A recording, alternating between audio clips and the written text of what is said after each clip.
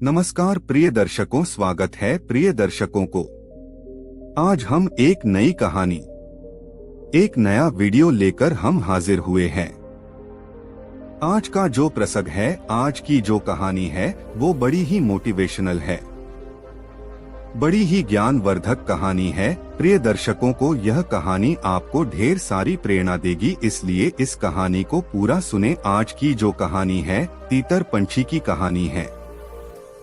कहानी शुरू करने से पहले जो लोग हमारे चैनल पर पहली बार आए हैं, वो चैनल को सब्सक्राइब करें ताकि हमारे चैनल का नोटिफिकेशन आप तक पहुंचे। चलो कहानी की शुरुआत करते हैं।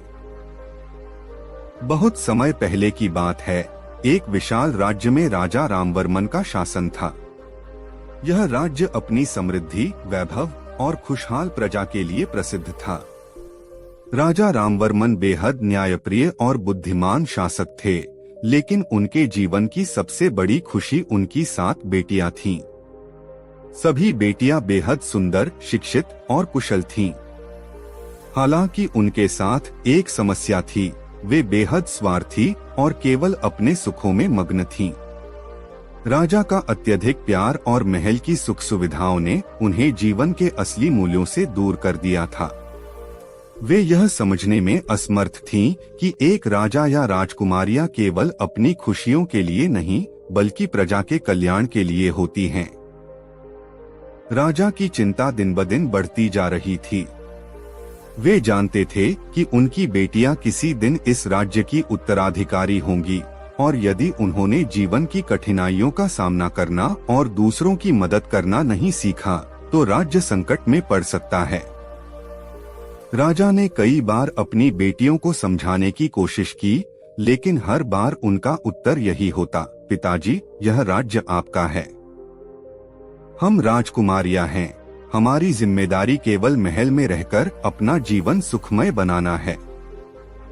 राजा को यह देखकर गहरा दुख हुआ। उन्होंने अपनी बेटियों की सोच बदलने के लिए एक योजना बनाई। एक दिन राजा ने अपनी 7 बेटियों को बुलाया और कहा, हम एक महत्वपूर्ण यात्रा पर जा रहे हैं। यह यात्रा तुम्हें जीवन का असली मोल सिखाएगी। सभी बेटियां इस बात से उत्साहित हो गईं। वे सोचने लगीं कि यह यात्रा भी उनकी अन्य शाही यात्राओं की तरह ही मजेदार होगी।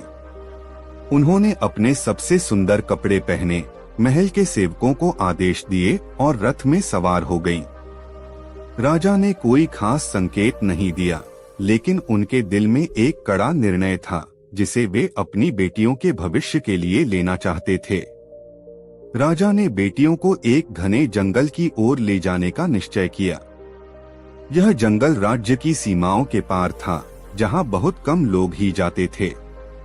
वहां का वातावरण कठिन था, जंगली जानवर, सूखे पेड़ और भयानक अंधकार का साम्राज्य। जब वे जंगल के बीचों बीच पहुंचे, राजा ने रथ रुकवाया। बेटियां आश्चर्य में थीं कि इतनी दूर जंगल में उन्हें क्यों लाया गया है। राजा ने शांत स्वर में कहा, अब तुम यहाँ रहोगी। इस जंगल में तुम्हें तब तक रहना होगा जब तक तुम जीवन के असली अर्थ को नहीं समझ लेती। तुमने हमेशा सुख सुविधाओं में रहकर जीवन जिया है, लेकिन अब समय आ गया है कि तुम अपने भीतर छिपी जिम्मेदारियों और कर्तव्यों को पहचानो। 7 बेटियां यह सुनकर हक्का बक्का रह गईं। उन्होंने अपने पिता से रो रो कर विनती की, पिताजी, हमें यहाँ मत छोड़िए। हम महल में वापस जाना चाहती हैं। हमें माफ कर दीजिए। हम महल में लौटकर कुछ भी करने को तैयार हैं। लेकिन राजा अडिग थे। उन्होंने अपनी बेटियों की बात नहीं मानी और कहा, तुम जब तक इस जंगल में रहकर अपनी जिम्मेदारियों को समझ नहीं लोगी, तब तक तुम महल नहीं लौट सकती। इतना कहकर राजा अपनी बेटियों को वहीं छोड़कर वापस महल की ओर लौट गए। 7 बहनें अब बिल्कुल अकेली थीं। उनकी आंखों में आंसू थे और उनके दिलों में डर। वे महल के आरामदायक जीवन में पली बढ़ी थीं, जहां उन्हें कभी किसी परेशानी का सामना नहीं करना पड़ा था।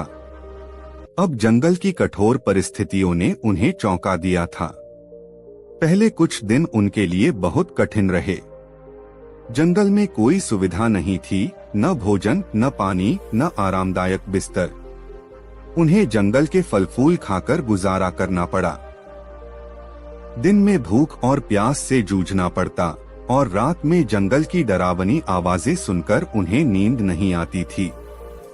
धीरे धीरे उन्हें समझ में आने लगा कि एक साथ मिलकर ही वे इस कठिन परिस्थिति का सामना कर सकती हैं। एक दिन सबसे बड़ी बहन ने सबको इकट्ठा किया और कहा, अब रोने से कुछ नहीं होगा। हमें यहाँ बचने के लिए एकजुट होकर काम करना होगा। हमें अपनी जिम्मेदारियां बांटनी होंगी ताकि हम इस जंगल में सुरक्षित रह सकें। इस निर्णय के बाद सभी बहनों ने अपने अपने काम बांट लिए। कोई जल की व्यवस्था करने लगी, कोई खाना पकाने की, तो कोई लकड़ियां इकट्ठा करने का काम करने लगी। अब वे मिलजुल कर अपने लिए जरूरी चीजें जुटाने लगी। इस प्रकार कठिनाई में एक दूसरे की मदद करने का महत्व उन्हें समझ में आने लगा। जंगल में रहते हुए उन्होंने धीरे धीरे प्रकृति के साथ जीना सीखा। वे जंगली जानवरों से दोस्ती करने लगीं, पक्षियों की आवाज सुनकर मौसम का अनुमान लगाने लगीं और पौधों से औषधियां तैयार करने लगीं। हर दिन वे कुछ नया सीखती और प्रकृति के नियमों को समझने लगीं। अब वे केवल अपने बारे में नहीं सोचती, बल्कि दूसरों की मदद करने का महत्व भी समझने लगीं। एक दिन जंगल में एक गरीब किसान और उसकी पत्नी अपने बीमार बच्चे को लेकर गुजर रहे थे। बच्चा बहुत बीमार था और उसकी हालत गंभीर थी। सातों बहनों ने किसान के बच्चे की हालत देखी और उसकी मदद के लिए आगे आईं। उन्होंने अपने पास मौजूद औषधियों से उसका इलाज किया और रात भर उसके साथ रहीं। उनके प्रयासों से बच्चा धीरे धीरे ठीक होने लगा। किसान और उसकी पत्नी ने बेटियों को धन्यवाद दिया और कहा, आपने हमारी जान बचाई है। हम आपके इस उपकार को कभी नहीं भूलेंगे। यह घटना सातों बहनों के दिल को गहरे तक छू गई। उन्हें पहली बार एहसास हुआ कि दूसरों की मदद करना और उनके दुखों को समझना कितना महत्वपूर्ण है। अब उन्हें अपने पिता की बातों का मतलब समझ आने लगा था। दिन बीतते गए और सातों बहनें अब पूरी तरह से बदल चुकी थीं। वे अब स्वार्थी नहीं थीं, बल्कि दूसरों की मदद करने में सच्चा आनंद महसूस करने लगी थीं। जंगल में रहकर उन्होंने जीवन के असली सबक सीखे थे, सहानुभूति, त्याग और सहयोग का महत्व। कई महीने बाद राजा फिर से जंगल में आया। उन्होंने देखा कि उनकी बेटियां अब पहले जैसी नहीं रहीं। वे अब केवल शाही जीवन जीने वाली राजकुमारियां नहीं थीं, बल्कि दयालु, जिम्मेदार और सहयोगी बन चुकी थीं। राजा ने अपनी बेटियों से कहा, तुमने वह सीख लिया है जो मैं तुम्हें सिखाना चाहता था। अब तुम सच्ची राजकुमारियां हो जो अपने राज्य और प्रजा की सेवा करने के योग्य हैं। सातों बेटियों ने अपने पिता के पैरों में झुककर कहा, पिताजी, आपने जो हमें सिखाया वह हमारा सबसे बड़ा खजाना है। अब हम समझ चुकी हैं कि जीवन का असली सुख दूसरों की मदद और सेवा में है। राजा अपनी बेटियों को महल वापस ले आया और प्रजा ने भी उनकी बदलाव की सराहना की। सातों बहनें अब अपनी जिम्मेदारियों को समझकर प्रजा की सेवा में जुट गईं। उन्होंने राज्य की भलाई के लिए कई महत्वपूर्ण निर्णय लिए और राज्य को पहले से भी अधिक समृद्ध और खुशहाल बना दिया।